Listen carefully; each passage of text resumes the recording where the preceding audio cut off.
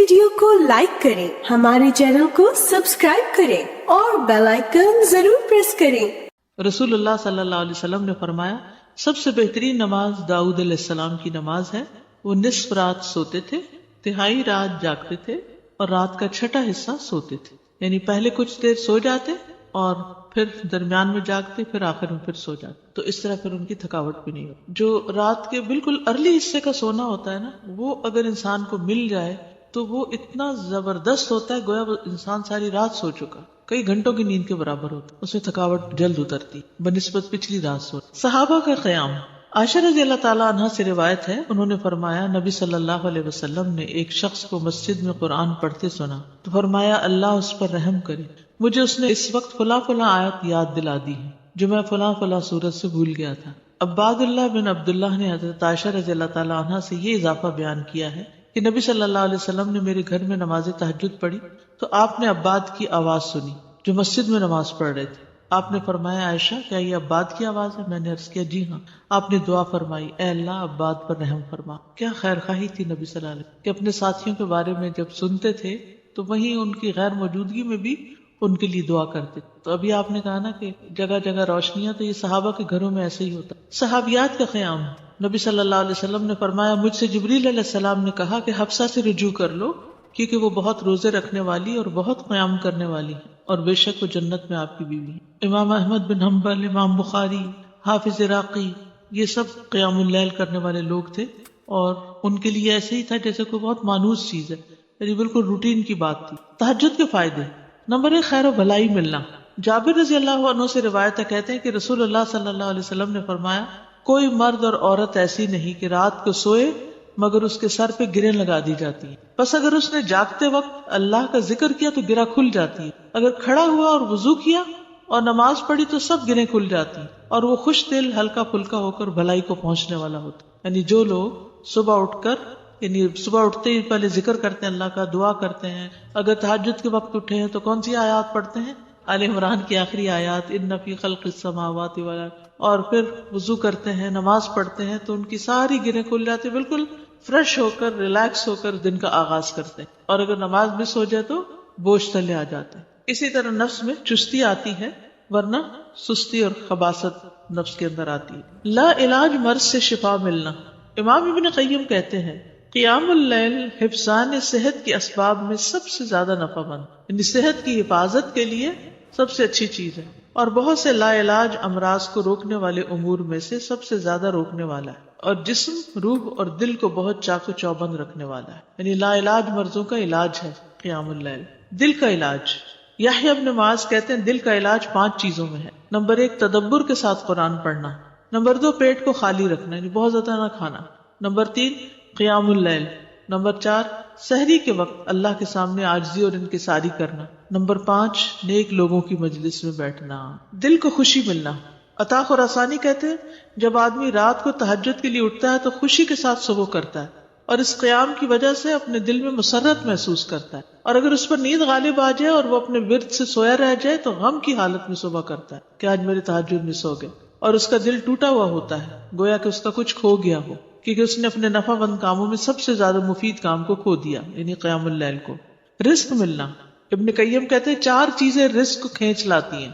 Number 1 قیام اللیل، number 2 سحری کے وقت استغفار کی کثرت، نمبر 3 صدقے کا خیال کرتے رہنا، نمبر 4 دن کے شروع اور آخر میں اس کا ذکر کرنا، یعنی صبح شام کی دعائیں ہیں یا اذکار ہیں۔ چہرے پر نور آنا، حسن بصری سے پوچھا کہ رات کو تہجد پڑھنے والے سب لوگوں سے زیادہ حسین چہرے والے کیوں ہوتے ہیں؟ انہوں نے کہا اس لیے کہ وہ تنہائی میں رحمان کے ساتھ گفتگو کرتے ہیں اور اللہ انہیں اپنا نور پہنا دیتا ہے۔ لوگوں کی محبت ملنا، سعید بن مسیب کہتے ہیں کہ ایک آدمی رات کو نماز پڑھتا ہے تو اللہ اس کے چہرے میں نور بنا دیتا ہے، اس نور کی وجہ سے ہر مسلمان اس سے محبت کرتا ہے۔ جب اس کو ایسا شخص دیکھتا ہے جس نے اسے پہلے نہیں دیکھا ہوتا تو وہ کہتا ہے بے شک مجھے اس آدمی سے محبت ہے، یعنی دیکھتے ہی اس کے دل میں اس کی محبت آتی ہے۔ کوئی ایک فائدہ بتائیے مجھے، کیا فائدہ تہجد پڑھنے کا؟ خوشی ملنا، دل کا علاج، لا علاج مرضوں سے حفاظت، رزق ملنا، نفس میں چستی آنا، لوگوں کی محبت ملنا، چڑچڑا پن دور ہوتا ہے، برداشت پیدا ہوتی ہے، تو جس میں برداشت پیدا ہو جائے تو پھر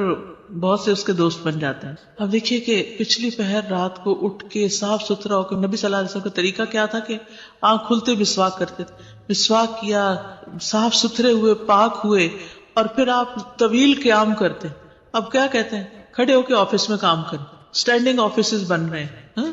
یعنی قیام کی حالت میں کمپیوٹر استعمال کرے. تو یہ قیام اگر کسی نے صبح صبح ہی کر لیا ہو، اور پھر نبی صلی اللہ علیہ وسلم کے قیام جتنا ہی ان کا رکوع بھی ہوتا تھا، اتنی دیر آپ جھکے ہوئے، اتنی دیر آپ کا سر سجدے میں پڑا ہوا، صحت ہی صحت ہے، ایکسرسائز ہی ایکسرسائز ہے. فجر سے تھوڑی دیر پہلے اٹھ کے قیام کرنا، میں نے کسی لیکچر میں یہ سنا تھا کہ مطلب ٹھیک ہے آپ یہ تو کرتے ہیں، لیکن یہ بیسیکلی وہ قیام اللیل نہیں ہے، یہ کچھ اور ہی چیز ہے. ایسا کچھ نہیں. دیکھیے یہ اور کیا ہے، مطلب ان کا کہنے کا مطلب یہ تھا کہ ہم جیسے یہ سست لوگوں کے لیے ہے کہ اچھا چلو فجر سے ذرا سا پہلے اٹھ کے کر لیا، ورنہ بیسیکلی رات کی ڈیپ میں اٹھیں اور اس وقت کریں. وہ تو بالکل ٹھیک ہے. جیسے بہترین قیام جو ہے وہ داؤد علیہ السلام کا ہے، جو اٹھتے تھے پھر پڑھتے تھے پھر لیٹ جاتے تھے، آدھی رات کے بعد اٹھتے تھے، پھر ایک تہائی کے بعد پھر وہ چھٹا حصہ جو تھا پھر دوبارہ سو جاتے تھے. لیکن یہ کہ عشاء کے ساتھ بھی ایکسٹرا نوافل سے بھی چاہے نہ بھی سوئے وہ بھی قیام ہوتا ہے. یعنی رات کے نوافل چاہے اول حصے میں پڑھ لیں، چاہے درمیان میں، چاہے آخر میں. ہاں یہ ایکسٹرا بات ہے کہ جس کام میں جو جتنی مشقت کرتا ہے اس کا اجر اتنا ہی زیادہ بڑھ جاتا ہے. آخری وقت میں اٹھنے والوں کا کم ہے اور پہلے اٹھنے والوں کا زیادہ ہے obviously. لیکن آخری حصہ لاسٹ 1/3 جو ہے اس میں اللہ تعالیٰ آسمانی دنیا پر آتے ہیں، تو وہ اس لحاظ سے زیادہ بہتر. اور سحری کا وقت جو ہے اس کی دعائیں قبول ہوتی ہیں. تو اس لیے اس وقت کو یہ نہیں سمجھنا چاہیے کہ یہ صرف سستی کا وقت ہے، بلکہ بڑے اجر کا وقت بھی ہے. اور پھر یہ جو ہم کہتے ہیں نا کسی کو چلو 10 منٹ پہلے اٹھ کے پڑھ لو، یہ صرف اس لیے کہتے ہیں کہ 1-2 پڑھیں گے مزہ آئے گا، پھر 10 کے وہ پیچھے اور 10 چلے جائیں گے. بگننگ بھی ہے بالکل، اسٹیپ بائی اسٹیپ، تھوڑا تھوڑا. ورنہ 1-2 دن تو جذبات میں آ کے اٹھیں گے تو پھر چوتھے دن پھر سوچ پڑے ہوں گے. تہجد کا وقت عشاء کے بعد سے طلوع فجر تک، عشاء کے بعد سے طلوع فجر تک نبی صلی اللہ علیہ وسلم نے فرمایا اللہ نے تمہیں مزید ایک نماز عطا کی ہے جو کہ وتر یعنی تہجد ہے، اسے نماز عشاء اور نماز فجر کے درمیانی وقفے میں پڑھ لیا کرو. ٹھیک ہے نا، یہ سلسلہ صحیحہ کی حدیث ہے. کب سے کب تک ہے تہجد کا وقت؟ عشاء کے بعد سے فجر تک. اٹھنے کا بہترین وقت مسند احمد کی روایت ہے، ابو مسلم سے روایت ہے کہ میں نے ابو ذر رضی اللہ عنہ سے پوچھا رات کے کس حصے میں قیام کرنا سب سے افضل ہے؟ ابو ذر رضی اللہ عنہ نے کہا میں نے بھی رسول اللہ صلی اللہ علیہ وسلم سے اسی طرح سوال کیا تھا جس طرح تم نے مجھ سے کیا. آپ نے فرمایا رات کے پچھلے پہر، یا رات کے پچھلے پہر یا نصف رات میں، لیکن ایسا کرنے والے بہت تھوڑے ہیں. یعنی مشکل ہے نا آدھی رات کو اٹھنا. آپ مثلا سوئے ہیں 10 بجے اور 12 بجے پھر اٹھ جائے تو مشکل ہوگا. رات کے آخری حصے میں قیام کرنا. جابر رضی اللہ عنہ سے روایت ہے، انہوں نے کہا میں نے نبی صلی اللہ علیہ وسلم کو فرماتے ہوئے سنا تم میں سے جسے یہ خدشہ ہو کہ وہ رات کے آخر میں نہیں اٹھ سکے گا تو وہ وتر پڑھ لے پھر سو جائے، اور جسے رات کے قیام کا یقین ہو وہ رات کے آخر میں وتر پڑھے، کیونکہ رات کے آخری حصے میں قرات کے وقت حاضری دی جاتی ہے اور یہ بہتر ہے. ٹھیک ہے، تو رات کا آخری حصہ بھی اچھا ہے. آخری پہر دعاؤں کی قبولیت کا وقت بھی ہے. عمرو بن ابسہ سے مرفوعاً روایت ہے کہ رات کی نماز 2 رکعت ہے اور رات کے آخری حصے میں دعا سب سے زیادہ قبول ہوتی ہے. رات کے آخری حصے میں دعا سب سے زیادہ قبول ہوتی ہے. نبی صلی اللہ علیہ وسلم کے اٹھنے کا وقت. مسروق سے روایت انہوں نے کہا میں نے عائشہ رضی اللہ عنہا سے پوچھا کہ نبی صلی اللہ علیہ وسلم کو سب سے زیادہ کون سا عمل پسند تھا؟ انہوں نے فرمایا وہ عمل جو ہمیشہ ہوتا رہے. میں نے کہا آپ رات کو کب اٹھتے تھے؟ انہوں نے فرمایا جب مرغ کی آواز سنتے تو اٹھ جاتے. اب دیکھیے اس وقت گھڑیاں نہیں تھی، لیکن اللہ نے نیچرلی یعنی کہ ایک وقت تہجد کا جو تھا اس میں مرغ اذان دیتا ہے تو وہ بھی ایک الارم کی طرح ہے. آپ کو پتہ ہے کراچی کا تو کچھ نہ پوچھیں، اس لیے کہ فرسٹ ٹائم کراچی میں میرے ساتھ یہ ایکسپیرینس ہوا کہ رات کے وقت کبھی بول رہے، رات کے وقت کبھی بول رہے تھے.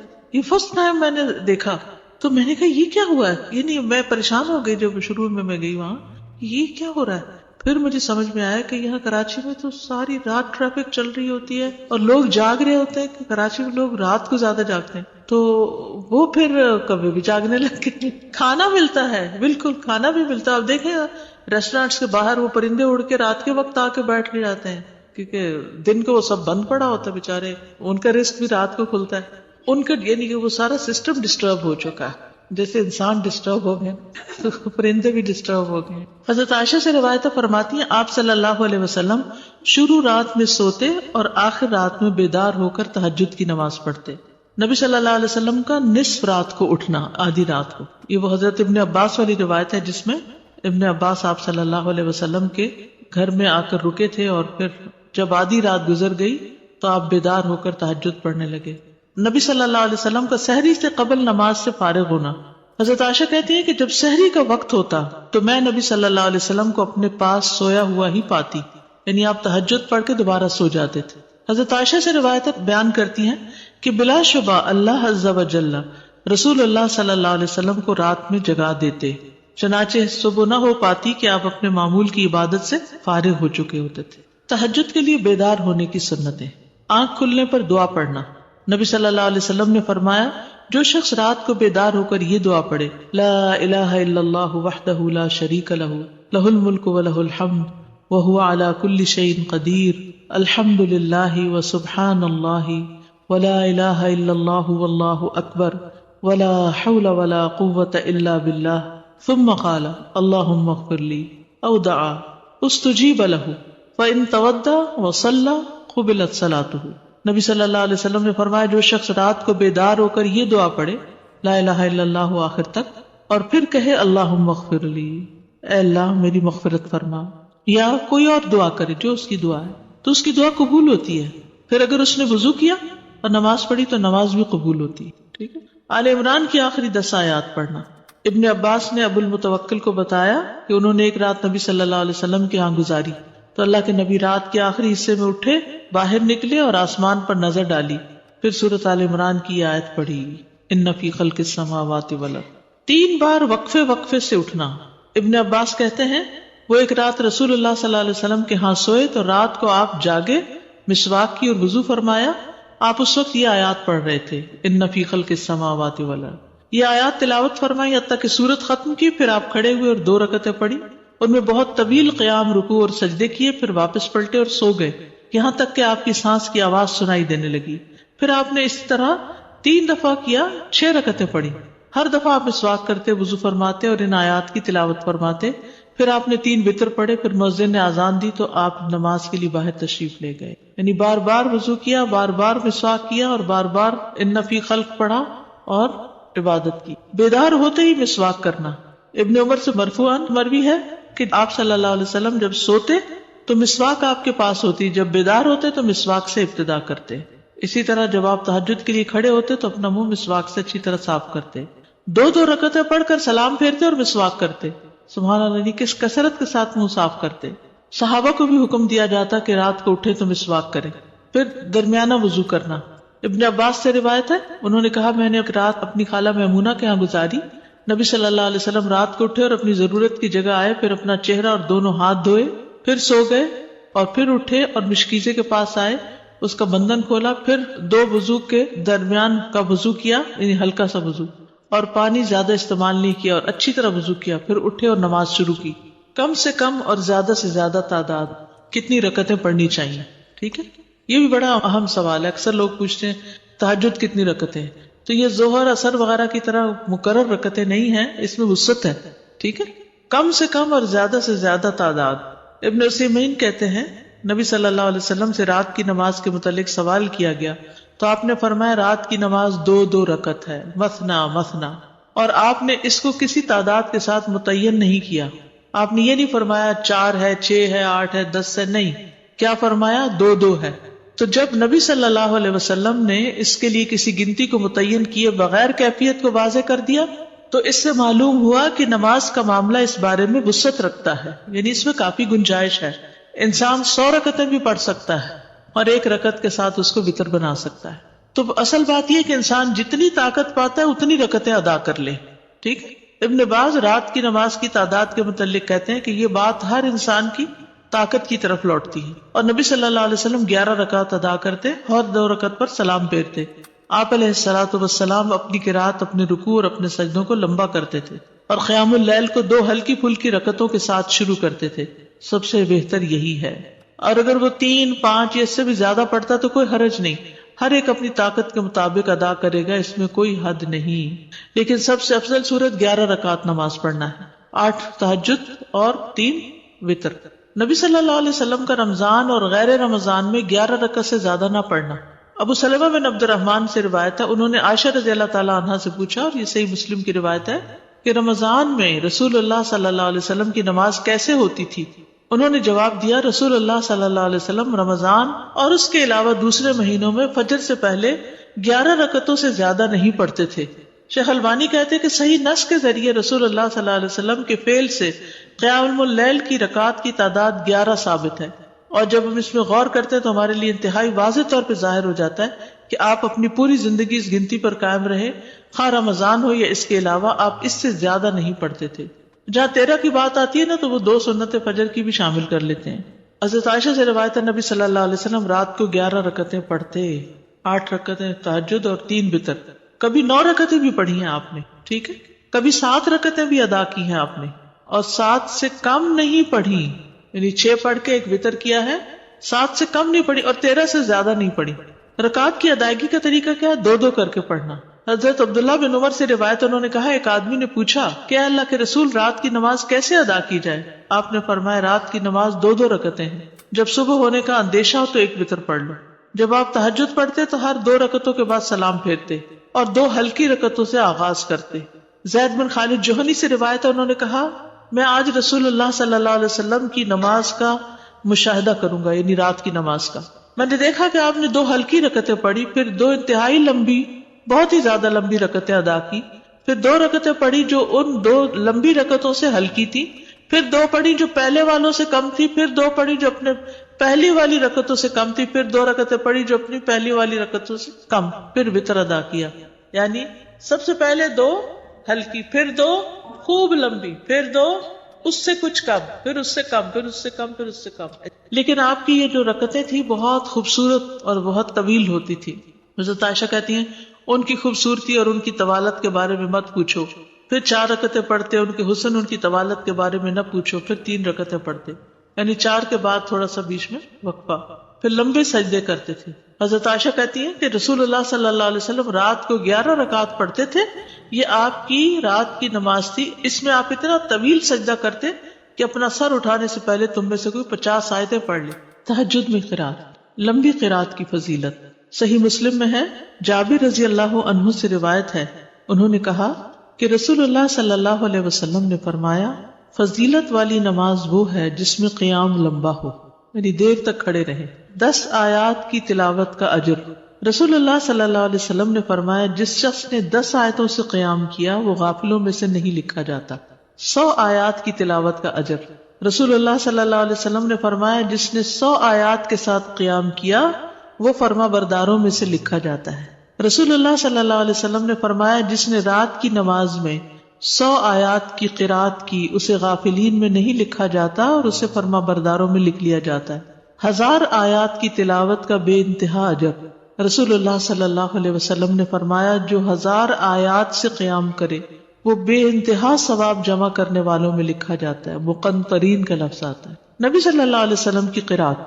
آپ صلی اللہ علیہ وسلم کی تہجد میں قرات مختصر ہونے یا لمبی ہونے کے اعتبار سے مختلف ہوتی تھی. کبھی آپ ہر رکعت میں یا ایھا المزمل کی مقدار کے مطابق قرات کرتے تھے، اور یہ 20 آیات والی سورت ہے، ٹھیک ہے. کبھی آپ ہر رکعت میں کیا پڑھتے؟ یا ایھا المزمل 20 آیات والی. کبھی 50 آیات کے برابر قرات کرتے تھے، اور کبھی کبھی سورۃ البقرہ اور آل عمران اور النساء بھی. تو اس سے ہی پتہ چلتا ہے کہ اس میں کوئی لگا بندہ قاعدہ نہیں کہ اتنی ضرور قرات کی جائے، حسب حالت کم یا زیادہ کی جا سکتی ہے، لیکن obviously جتنی کریں گے پھر اس کا اجر اتنا ہی مختلف ہو جائے گا. نبی صلی اللہ علیہ وسلم کا قیام لمبا ہوتا تھا. عبداللہ بن مسعود سے روایت ہے، وہ کہتے ہیں، میں نے ایک رات نبی صلی اللہ علیہ وسلم کے ہمراہ تہجد پڑھی تو آپ کافی دیر کھڑے رہے، حتیٰ کہ میں نے ایک برے کام کا ارادہ کیا. ہم نے کہا، آپ کا کیا ارادہ تھا؟ انہوں نے فرمایا، میں نے یہ ارادہ کیا کہ میں نبی صلی اللہ علیہ وسلم کو قیام میں چھوڑ کر خود بیٹھ جاؤں. تھک گئے ہوں گے. ایک ہی آیت کی مسلسل تکرار. حضرت عائشہ سے مروی ہے، انہوں نے کہا کہ نبی صلی اللہ علیہ وسلم نے ایک رات قرآن کی ایک ہی آیت سے قیام کیا. یعنی ایک آیت بار بار پڑھتے رہے. اور وہ کیا آیت تھی؟ ان تعذبہم فانہم عبادک وان تغفر لہم فانک انت العزیز الحکیم. اگر تو ان کو سزا دے تو بے شک وہ تیرے ہی بندے ہیں، اور اگر تو معاف کر دے تو بے شک تو ہی غالب بڑی حکمت والا ہے.